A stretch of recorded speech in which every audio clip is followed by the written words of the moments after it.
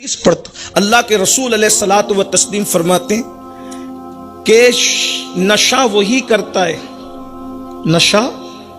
करता है जिससे अल्लाह रसूल बेजार है।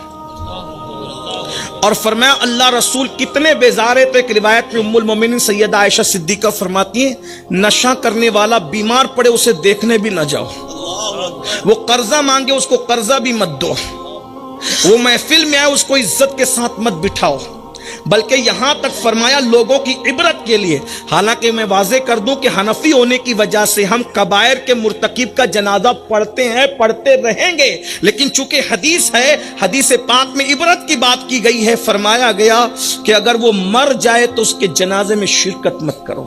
उलमा ने इतना इजाफा कि अगर हलाल समझ के नशा करता हो, आज नशे में डूब रहे, नशे की लानत क्या है?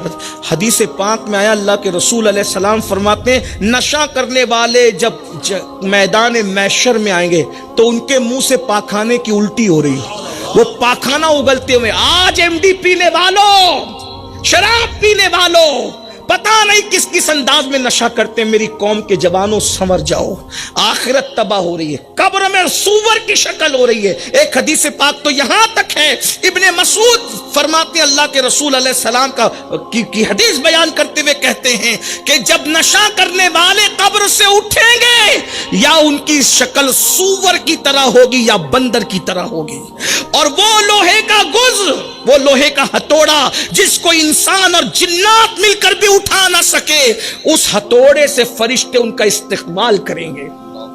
और हदीस पाक में यह भी आया नशा करने वालों को जहन्नम के अंदर आग की सूली दी जाएगी, आग की सूली, और 1000 साल तक उनको आग की सूली पर लटकाया जाएगा। ये बर्दाश्त कर सकते हो? और दुनिया में क्या हो रहा है? बीमार पड़ रहे हो नशे की वजह से, बीवी का हक अदा नहीं कर पा रहे हो नशे की वजह, बच्चों का हक अदा नहीं कर पा रहे हो नशे की वजह। मेरे भाइयों, अगर मेरे नौजवान यहाँ नशा करने वाले मौजूद हैं, अगर मुझे यकीन होता कि उनका पैर पकड़ कर कहूँगा तो वो मान जाएंगे, तो मैं एक एक का पैर पकड़ के कहता मेरी कौम के लड़कों, मेरी कौम के जवानों, तुम सिर्फ अपने माँ बाप की अमानत नहीं हो, जवान पूरी कौम का सरमाया है।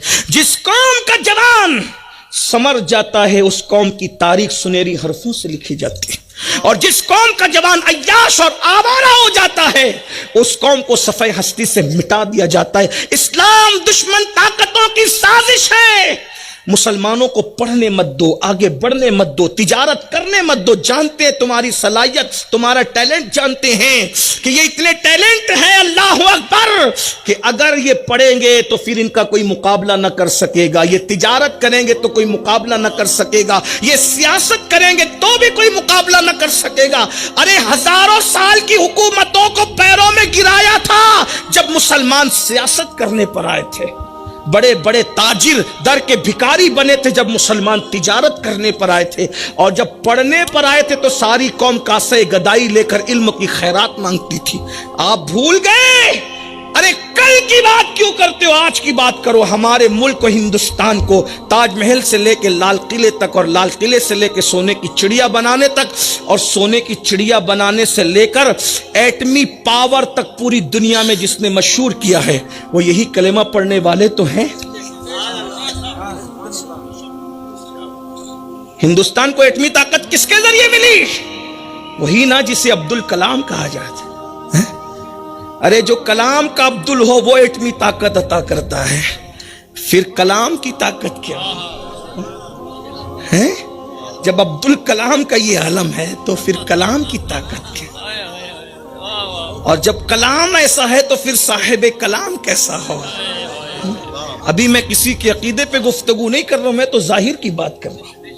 हमें कोई अकीदे की तायीद या मैं नहीं कर रहा हूं, लेकिन सिर्फ जाहिर की बात जो लोगों की नजर में वो पेश कर रहा हूं। वरना हमारे नजरियात तो वही है, फिर हुस्सामुल हरमैन, हुस्सामुल हरमैन है। हमारे लिए फिलहाल अकायद के मामले में एंड जो है वो फिक्र रजा है, हम उसके वारिस, वो हमारी मुआफिज, इतना याद रख। लेकिन लोग जो कहते हैं वो कह रहा, तो कहा कि ये जिना भी करता था और शराब भी पीता, और आज जहां शराब होगा वहां जिना जरूर आएगा।